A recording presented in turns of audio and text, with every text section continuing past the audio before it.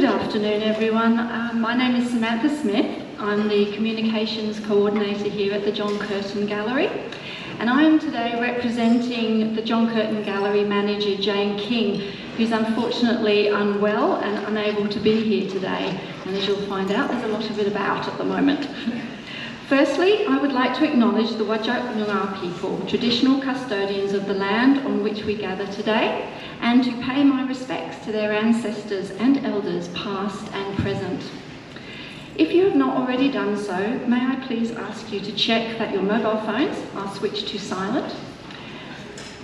The facilities are located behind you and at the end of the corridor, so the toilets are at the back and to the right, and right at the end and to the right again. In the unlikely case of an emergency where we were required to evacuate, please follow the instructions of our event staff and exit via the main doors and gather at the large lawn to the left of the main doors from where you are. So welcome all of you to the inaugural Sheila Foundation networking event. And we are so honoured that the Foundation invited the John Curtin Gallery to be their event partner today. Thank you all for coming along. This event coincides with our exhibition, The Alternative Archive, which has been a labour of love for many, especially after several COVID lockdowns and a 12-month delay. If you have not yet had the opportunity to see the exhibition, which is the first major survey of regional West Australian artists in more than 20 years, please do so this afternoon. There is also a beautiful catalogue available for a small donation at the reception desk.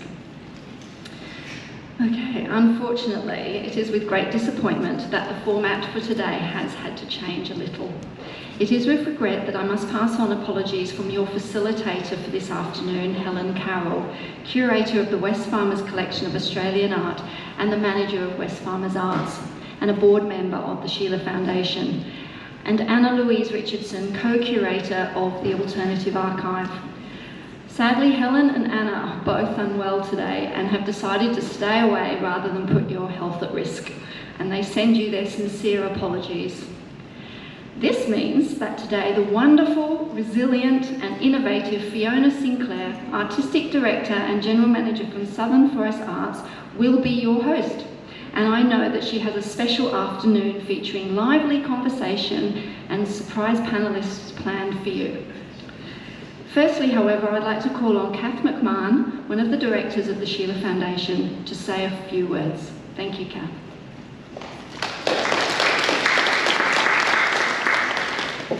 Hi everyone. Sorry, this was not supposed to be happening today, so we're all on the fly a little bit. I saw Helen's name come up on my phone at 10 AM this morning, and I thought, oh, this isn't going to be good.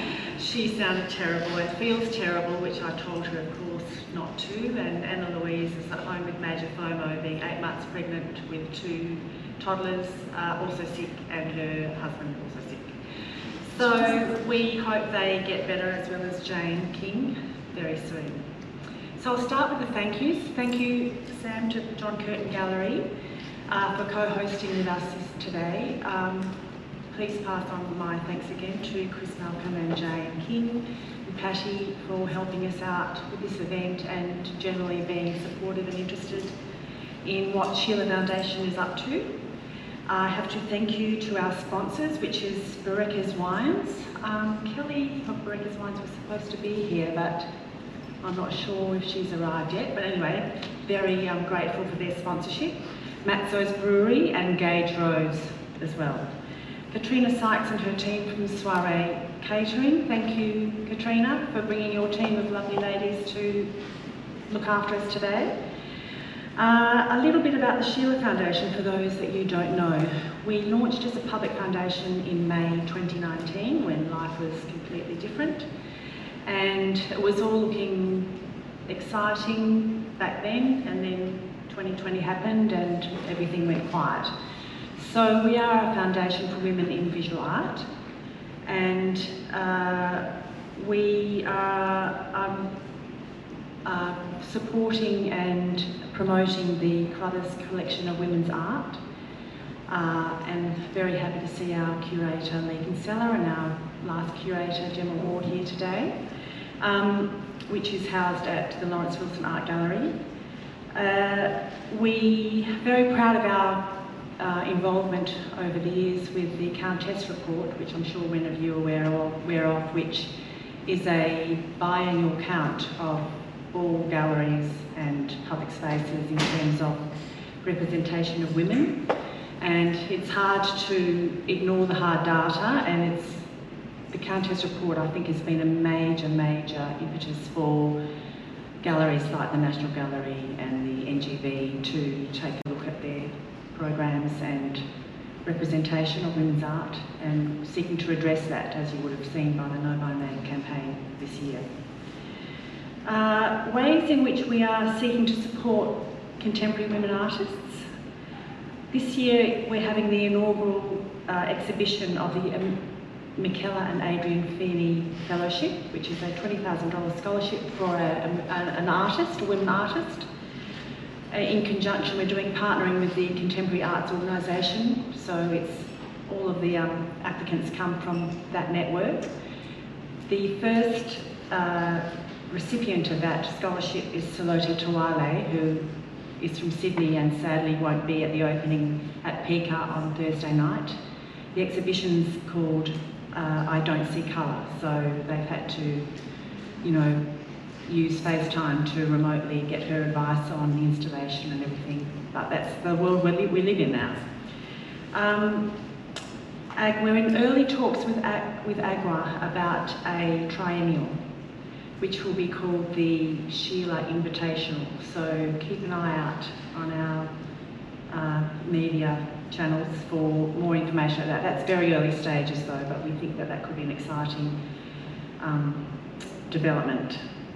Katrina Burton, our Deputy Chair of our board, is here with her, stick it up higher.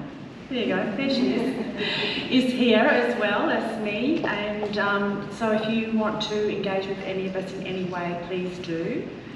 And the Sheila Network, what is it? Good question. We had an idea, and Anna Louise Richardson and Helen Carroll were very integral in starting this event, that a network of women, for women, to discuss difficulties that they've been having in their careers, seeking advice, seeking support from each other, and sharing information would be a great idea. The response to this event today, I think it's telling us that what we thought was required is required. How that will shape moving forward, we're not sure. So we're interested in any input that you care to give to the Sheila Foundation, and we have your contact details through the registration process with Eventbrite. I will be leaving some business cards with the Sheila admin email on that little table with the COVID stuff, as will Katrina. If you want to instigate contact with us, that would be great. Or just approach us here. We're interested in any ideas that might come out of today in terms of how to make this a useful, sustainable concept that can be replicated across the country for women artists. So, like many arts organisations, we're a group of volunteer board members with great ideas and little resources. So I think that Lottery West probably would, I think a concept like this would fit into their new parameters of funding. So we would be happy to, do that process. We are hoping to have a portal through our website, which is under improvement as well, but a portal for the network that we could host the network and people could share information and other, individually organised networking events through there. So they're the ideas that we have for the moment, but we are very much interested in any ideas or even things that we could help with advocacy moving forward, to the point where when I met with Anna Louise last year, no change tables at some of the public state-run galleries. So well done, PCAP, for installing their new change table, and from simple things like that to more complicated mentoring, issues and things would be great to hear from you. So now, sorry Fiona, I'm going to have to read this because I only got this a couple of hours ago.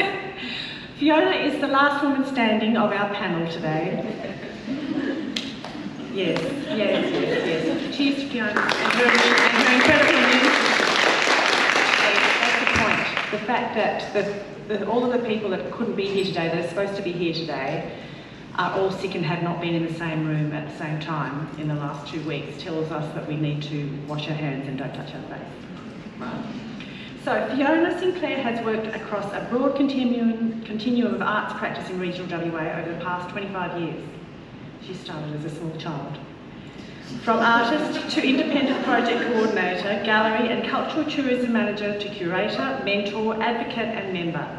She's passionate about the intersection between creativity, community and culture, so I can't think of a better person to be the last woman standing. Fiona.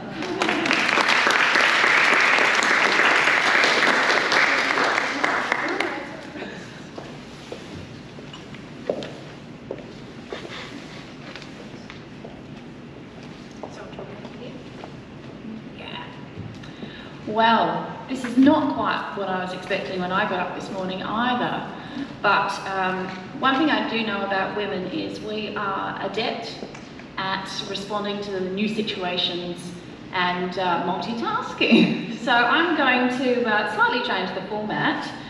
I don't really think that these chairs look much like a panel, so what I'm going to suggest after I've spoken for a little bit is I'm going to have some surprise guest panellists, and I'm going to challenge some of you to take a spot over there. You can just join in the queue in an orderly fashion and we will just shuffle along through. So while I talk, those of you who are already hyperventilating at the idea that some of you might step forward, you can just breathe. I've got a little note to myself to breathe as well. So we're all in the room together about our anxieties and our imposter syndrome. So we're all on the same page.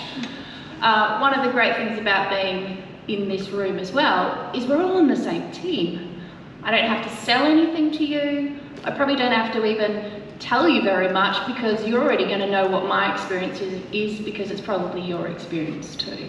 So it's lovely to be in a room full of peers, and I feel that. I feel that looking out at you. So for any of you who are thinking that maybe there's a chair that's got your name on it, you'll feel that too when you come up here. So I will do a little bit of a chat for some of the things that Anna was going to talk about. She was really going to specifically talk about the Alternative Archive exhibition and the amazing process that we went through to put that together and how women were really pivotal in that. And then I'm not going to have to talk about the Sheila Foundation at all. Thank you to Kath for stepping up on that one. And then I'm going to now launch into what I was going to say, which is when I was asked to speak, I thought, well, what is the experience of artists and arts workers in regional WA? I know my experience, and I've worked with women for a very long time, but I thought I'd just put out a little very informal survey to a really broad spectrum of practitioners and to see what their responses were. Now, I didn't realise that I'd made assumptions about what their responses were going to be. I was expecting quite a bit more homogeneity of response, that we were all roughly thinking the same things, but I was surprised to discover that there wasn't as much consistency as I had anticipated. And I don't know why I thought that, because regional Western Australia is a very big place, and the communities that are in those very diverse landscapes are really different. And so it's very hard for the women who are working in Lake Grace, because there's a lot of amazing artists in Lake Grace, in a wheatbelt town, is a very different experience from women working where the transition lifestyle of FIFO means that they have to schedule art events sometimes for 24 hours so that they can capture audiences who are working at night or at daytime. And that's very different from communities where tourism is a really main factor in their sort of cultural experience. So I made an incorrect assumption about regional women, even though I've been working with them for 25 years in the arts sector. So I thought I'd share some of the things that we agree on, some of the things that we didn't agree on, and what I really want to leave with you at the end of this is some solutions that people came forward with. And then we will launch into our guest panel session. All right, anyone feeling they're warming up to that idea of joining me? I've got some prompts for you. All right, I also had a bad joke that my sister gave me when I told her that I was going to be standing up here on my own and that there was quite a lot of flu going around. She went, "Oh, that's not the avian bird flu, that's the Artian bird flu. It takes down women who are trying to bring down the patriarchy." So I don't know if that's contagious. So what I've got to deliver is a purely anecdotal talk. There is nothing here that is very academic, which in the context of the university, I wonder about its place. But here we go. So, what was confirmed by the questions that I put out there and received? There was consensus and confirmation that more women artists are out there in the regions than there are men. No one challenged that one. And the Countess report doesn't challenge that either. I think in the 2019 report, it said that 71% of graduates are women and 75% of curators are women. So there's nothing there that's surprising.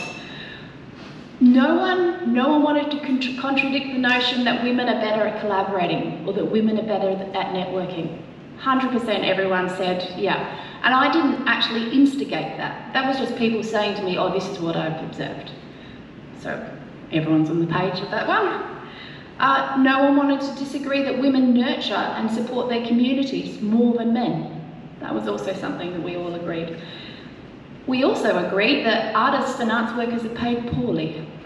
I think that that's pretty much the same whether you live in a metropolitan area or a regional area. And no one disagreed that the stereotype of men as the sole operator or the sole provider, that was still pervasive. So no one's surprised by that. What we disagreed on, and some of these I found challenging or interesting, I thought it was just generally accepted that women artists were valued less than men. I thought that that was still, even though we are aiming towards parity, and so the Countess report indicates that we are getting closer towards parity, certainly around how galleries are programming, which artists are being exhibited, who's winning awards. We're sort of nudging optimistically towards that. I still felt it was pretty common that male artists were paid higher for their work. Some women questioned that. And then when I dug into that a little deeper, what I found, and as I said, this is anecdotal, what I found is that women who are established artists in the region, as a rule, they felt that men were paid more highly for their work, and women who were emerging, or they stayed within their local communities, they felt that men and women were treated equally. And I found that that was quite interesting. And similarly, established artists in the regions, and they're usually artists who bring their work into the cities or they engage with larger institutions at the state and the national level, that those artists felt the disadvantage of their regional experience much more keenly than women who are working, emerging, or who are what we would traditionally call hobbyists. So there was kind of some distinctions there that I found really interesting. I don't know if any of you have experienced that, but I found that illuminating. I found that there was some discrepancy around whether people felt that regional communities were more supportive of women than they thought that metropolitan communities would be. So some women feel that in their local context, it's actually a really great thing to be an artist, and when they moved there, perhaps from another town, or they moved from a city, they found that women were much more supportive of them. And so there are examples, say in Albany. I'm not sure if anyone's heard of Mix artists in Albany. So there are some artists from Mix whose work is in this exhibition here. So definitely some of the women from that group felt that when they moved to Albany, that they found there was a camaraderie and a real a desire to lift the whole organisation, which they hadn't experienced in the city. Conversely, there are other people who found that the sense of isolation working in a small town was incredibly dispiriting and much more difficult than if they lived in the city. So we're not getting the same responses across the board. Some women felt that it was easier to be a man in the regions, and other people found that it wasn't. So one of the surprising things is that it's hard to be a male artist in the region because that's not blokey business. That's not what men do. Men play sport, or they watch sport, or they work in the mines, or they work in the farms, but it's not okay to be creative. And so they actually felt there was some sorrow felt from women towards men, that they had to challenge that sort of stereotype of what a male artist could do. One of the other things that women found different is some even disbelieved that there was such a thing as the male patriarchy anymore. So that was quite shocking to me. I thought we all knew that there was structural inequality and that we're still working to overturn that. There was interesting that in the 40 responses that I received, there was only one person who felt that any woman who wanted to speak up and question the status quo, that those women were man-haters. So that was, I found that quite interesting, that there are still women who feel like a woman who wants to speak out and stand up for something that she believes is wrong and wants to express an opinion that is counter to the norm or counter to the current paradigm is a hysterical woman. So I felt sad about that because I thought that we maybe had moved beyond that. But for some women, that is the case, and they still think that, you know, that there is no patriarchy. So, what do we agree on? That it's okay for men to have a solo career path, and it's okay for men to be so focused on their particular creative pursuit, and that is normal, and that's acceptable. And that it's less okay for a woman to be ambitious about her career. And that women often subjugate their own desire to have a creative career in order to serve others, because we're really good at looking after the team. You know, in a sporting culture, it's the women who are cutting the oranges and manning the canteen so that the more men can go out on the field. And this is a metaphor that actually came through in a number of people's responses. And I really understand that challenge that we hold, that tension that we hold around how do we support our peers, our women, how do we support each other, but how do we actually strive for our own potential and honour our own ambition and drive, because that's not necessarily considered an okay thing for a woman to do. And that's quite prevalent. So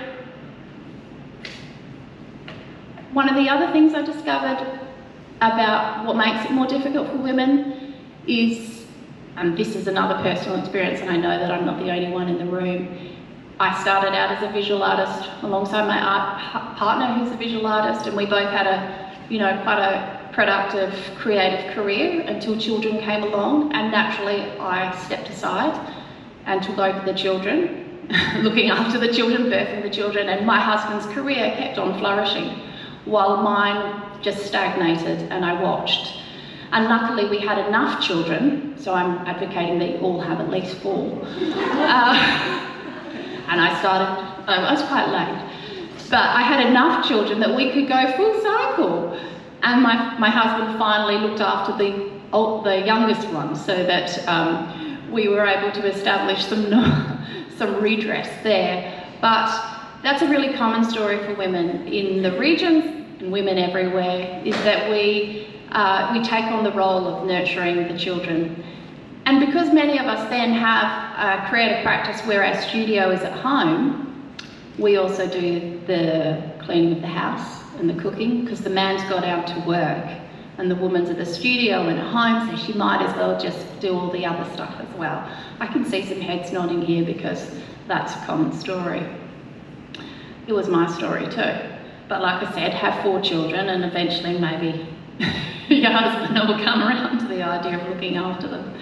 One of the problems that women in regional WA have in terms of having a professional career as either an artist or an arts worker is that we have a lack of access to childcare for out of school hours. Once our children hit school, they can be away from home during those periods, but there's no after school care. And that's not just in small towns, that's in large centres like Albany, which I found quite surprising.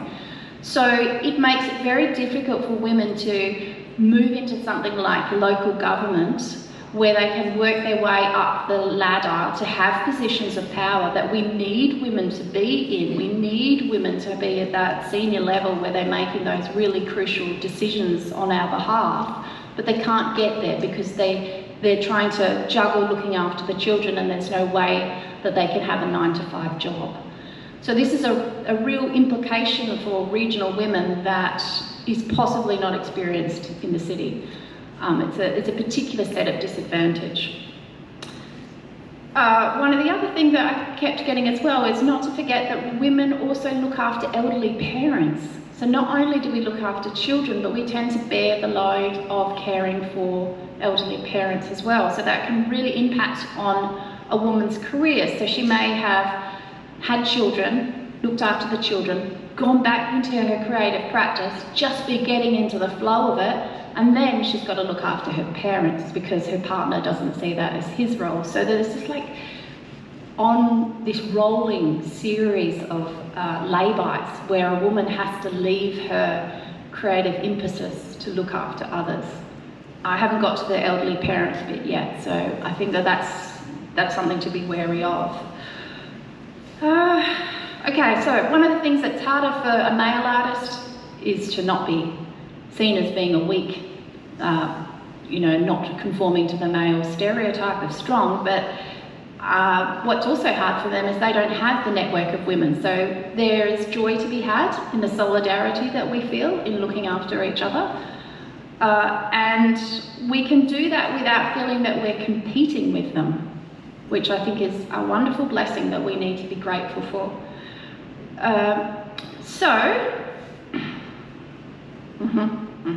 Just checking my notes here.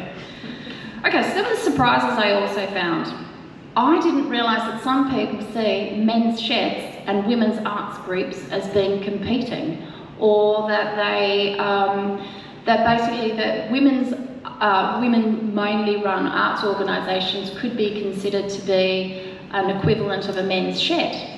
So for those of you who live in the city, you might not know what a men's shed, but in various regional communities, a men's shed is a men's only shed.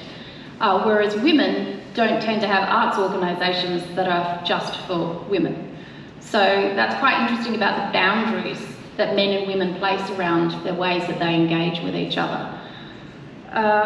One of the other interesting things I discovered, and this really intrigued me, is that for Indigenous women, they don't necessarily experience the same kind of inequity around their cultural heritage and cultural stories, because and this has come from a couple of different women, there are men's stories and there are women's stories, and women have the authority, undisputed authority, to share, to hold, to pass on, transmit that knowledge.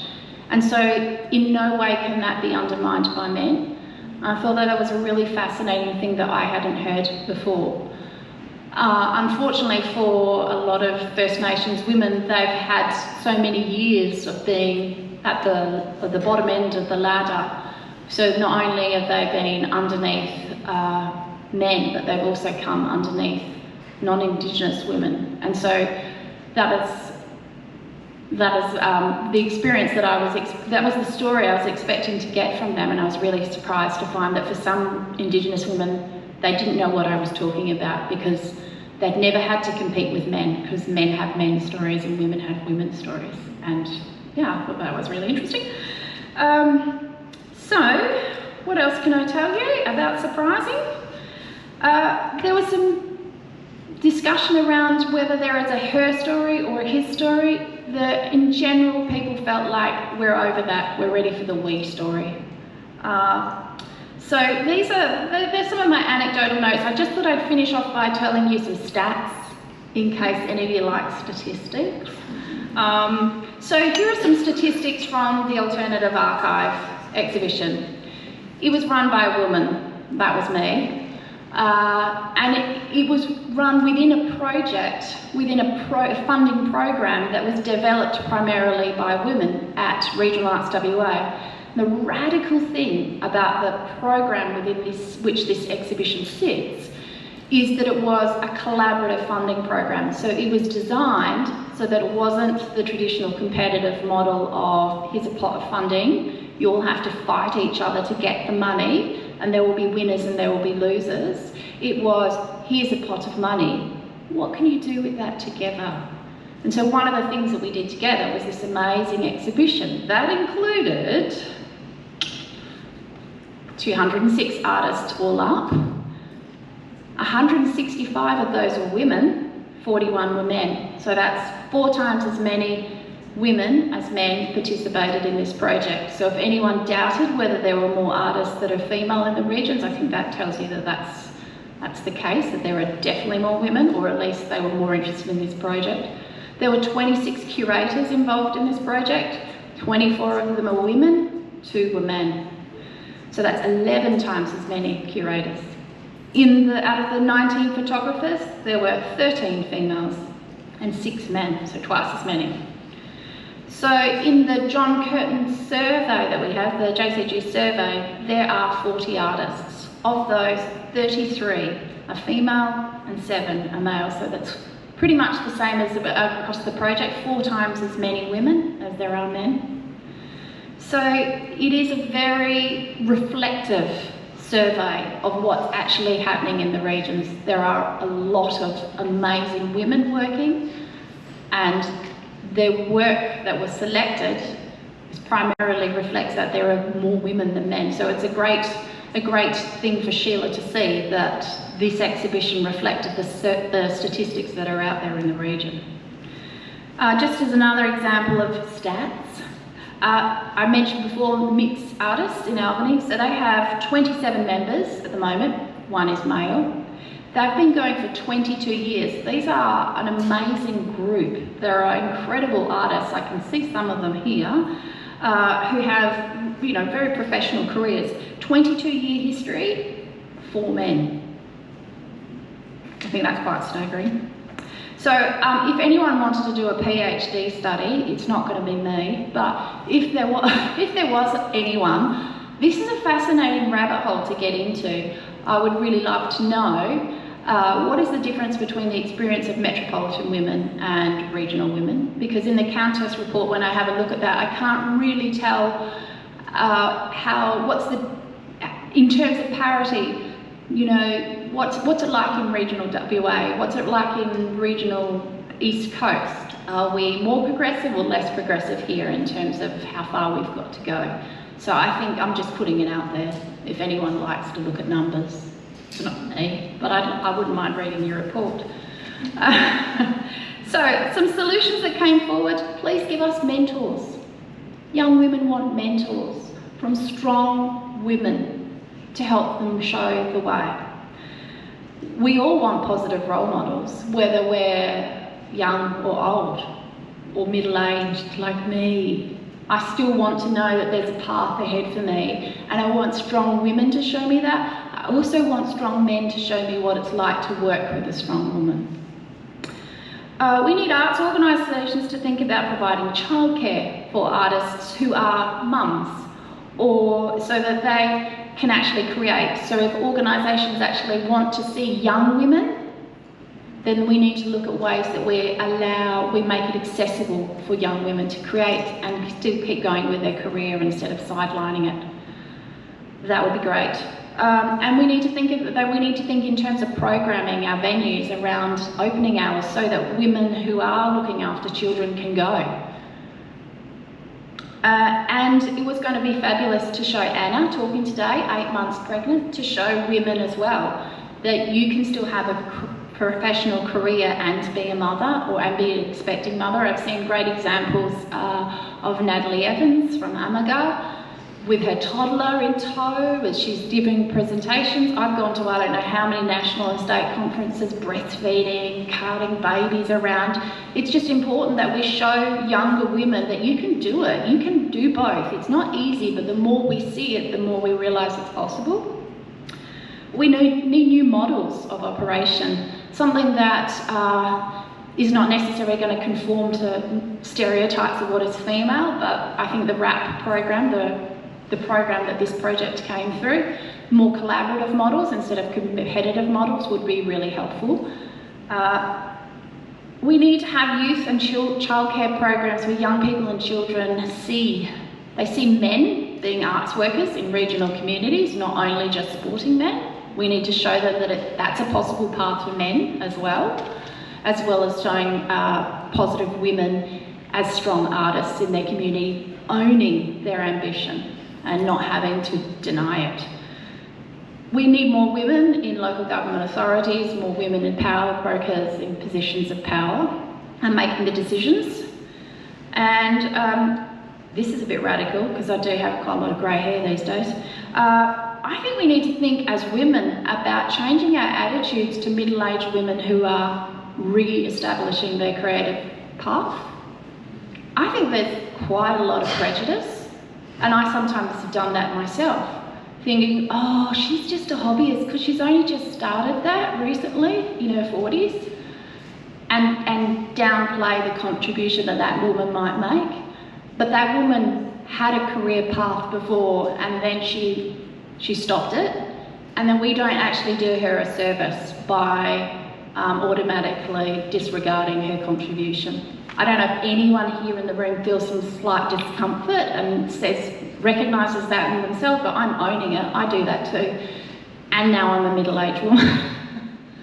But I think that's something as women we could have a think about. One of the other things I think we could have a think about is what is the disservice we do to our sector when we suppress our desires to be creative and we take on roles of being arts administrators, but then we have this resentment about the fact that we didn't follow our creative desires. And possibly we put that anger towards the men in our lives, but we also contributed to that by going with that flow. So I think that there's, you know, it's a conversation we need to have about what is the damage we do to ourselves and to our organisations and our communities when we don't actually actively engage in our deep calling to be creative. And I'm putting myself there. I've certainly been resentful, and I created the problem. What I also think, we need organisations like Sheila, and I had lots of women saying, I wish I could go to this I wish I could go to this event. I can't, but can you at least listen to what I've got to say? So the things that I'm saying to you are from women who would love to be here, but they might live 100 kilometres away or several thousands of kilometres away, and it's not practical for them to be here, but they wanted you to know that they are a voice in this room too, and in this network. So, have I got time? Have I just blabbed on for ages? Is there anyone who thinks, that's all good points, Fiona, but you've forgotten something? Yeah, right, come on, thank you. I still have a question. The microphone doesn't rove, it's also got the bird flu. You want to come up here and ask the question? Or answer it? There's some seats here. If anyone's got a question for the audience, something that I didn't say, something you want to disagree with, because I'm really happy to be challenged. Nobody wants to take seats, they're lovely. Around the childcare, I almost didn't come because of childcare, and I was really lucky that I could. But would there have been an opportunity for me to have brought my kids today if I couldn't have got it? Because it wasn't clear to me whether or not that was an option.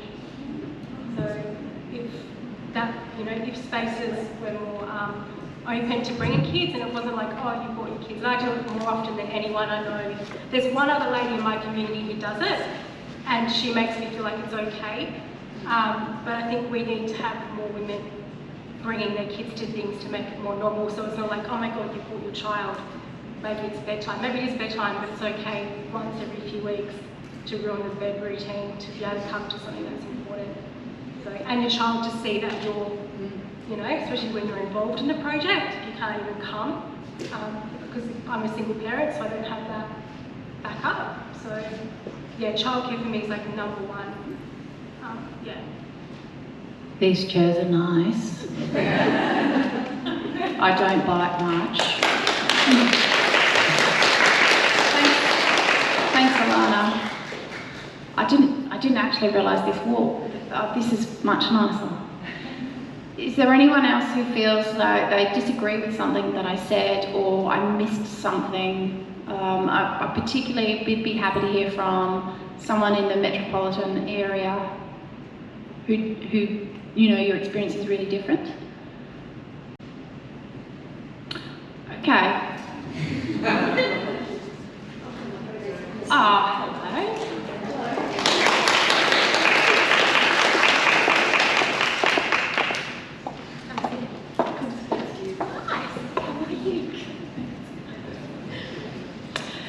Hi everyone, I'm Joanne Bates.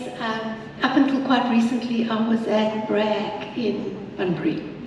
So my question is, listening to your stats, with so many women being seen as artists taking part, with the number of men reducing, what is that happening? What is it doing to the industry? Is it having an adverse effect on the industry because the patriarchy is still out there? And is that something that we need to worry about? I don't want to answer that. I think you've already answered it by saying that we need more people in local government and more people in industry, because if there's more females and female artists and that number's getting larger, that's why you said that we need them working within that structure. Yeah. But if the arts is seen as a female-dominated industry, is that not just as bad as having the arts seen as a male-dominated industry? Should we be looking for some kind of parity? And if we should, what is stopping, why are we not having those male participation?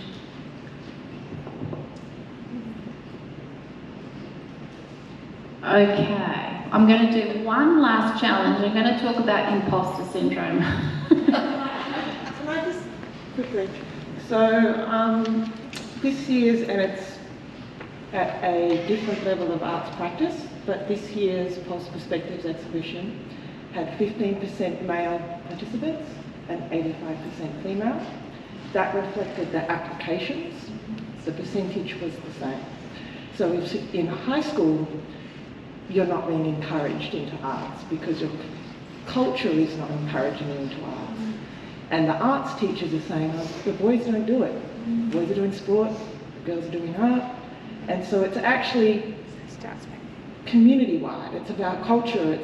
You can't wait for them to enter the industry and then try and kind of get the equality.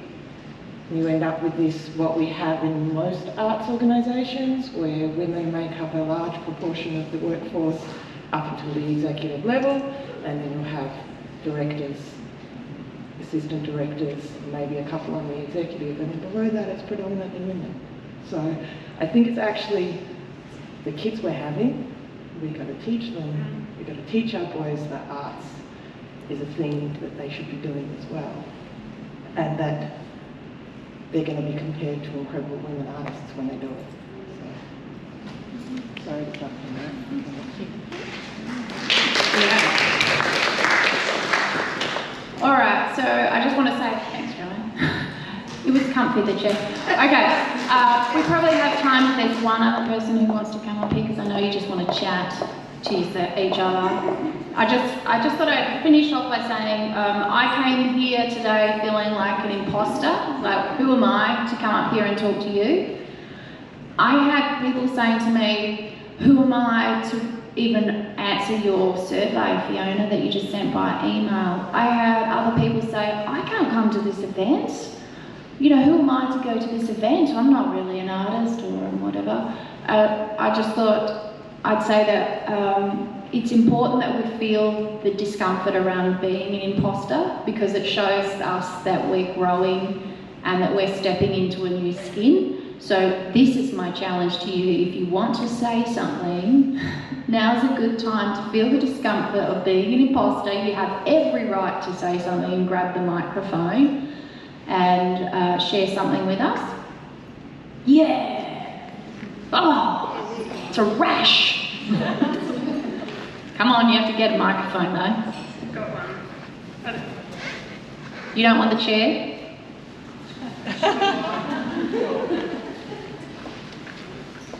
So, guest panellists. Hi. Hi everyone.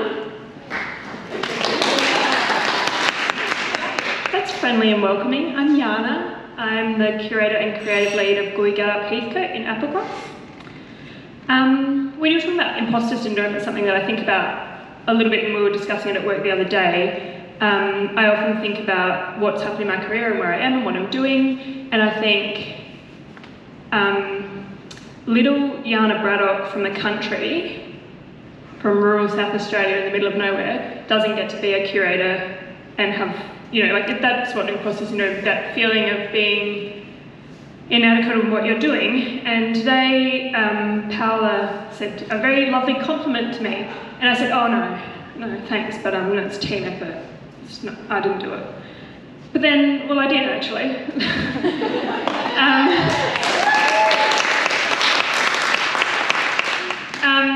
But we're kind of raised and taught to be humble and all those things, and humility is really important, and I agree with it in many settings. But also, I think we need to learn as women, when we are given a compliment, such as the one Paola gave me today, thank you, Paola, to say thank you, because that's the correct response. You just got a compliment about something that you did that was valid and worth it and all of those things. So, and you're going to have that, and as women, I don't think men do that as much. In leadership positions, when someone says, well done, man, person, for doing that thing that you did, I think that there are less men that say, oh, well, no, it's team effort, we all did it, we're all there, thank you. And I think we just have to be stronger than that. Yeah.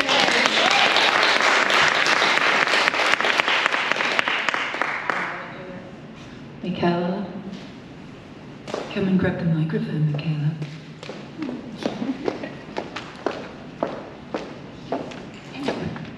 You know, I only came so I get my volume properly because we keep talking on the phone. Hello.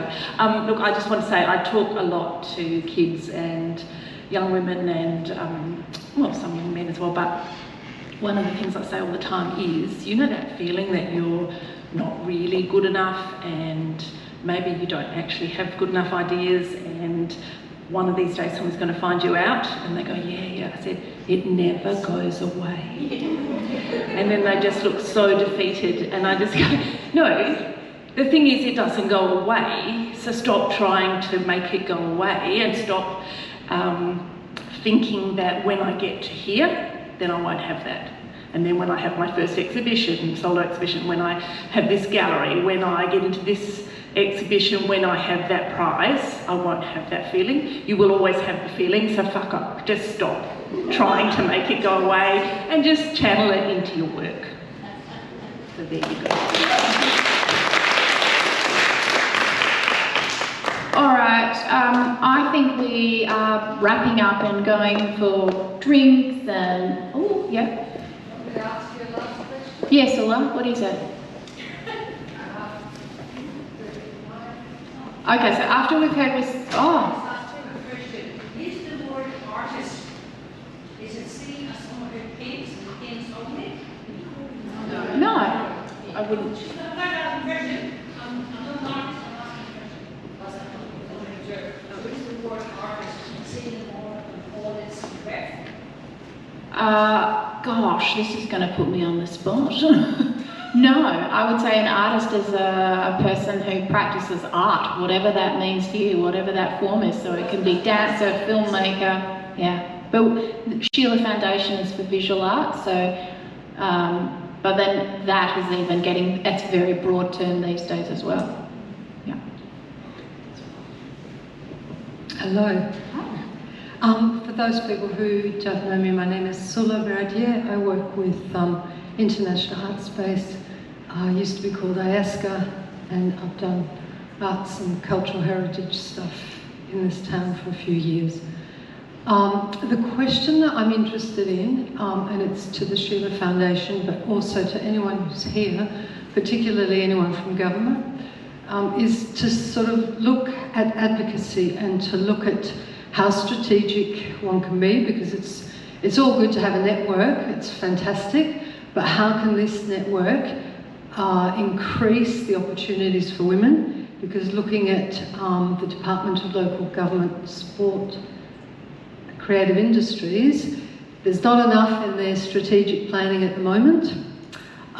There's areas such as the Department of Health and Education in which arts are implicated. I think they should be embedded, and I'm just interested to hear how we could potentially increase that opportunity for women working in the arts in whatever capacity they're in, and how to influence, I guess, policy in a more strategic way. So any comments? I'd be really, really interested to see how that can happen. All right, thanks, Sheila. Okay, oh, another hand. We just took a while to warm up. Yeah. Just in response to that, I think arts and local government probably isn't understood. Like, arts as a whole isn't understood through local government. So I think we've got a job to educate people in local government about why arts is important and why arts is important in our communities, because essentially local government is there for their residents, so we need to say why art's important for that.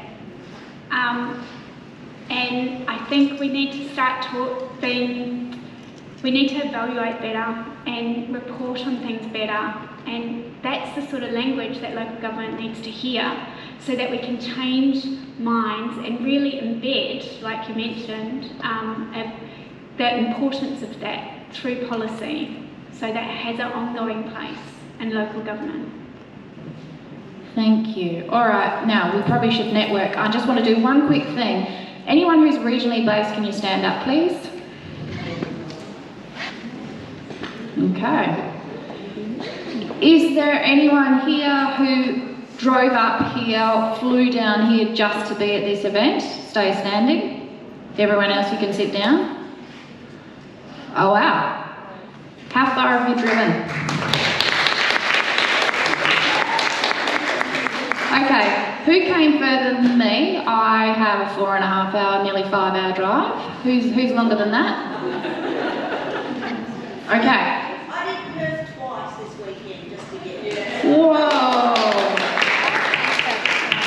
So, where have you come from? I've come from Darwin.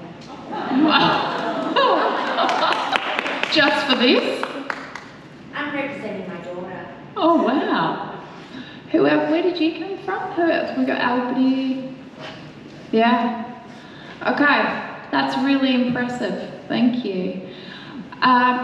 I'm just going to say this is a networking event. Really great if you can challenge yourself to introduce yourself to someone you've never met here. I know it's great to see friends that you might not have normally seen, but if you could, before you leave this room, I might stand out there and check before you go.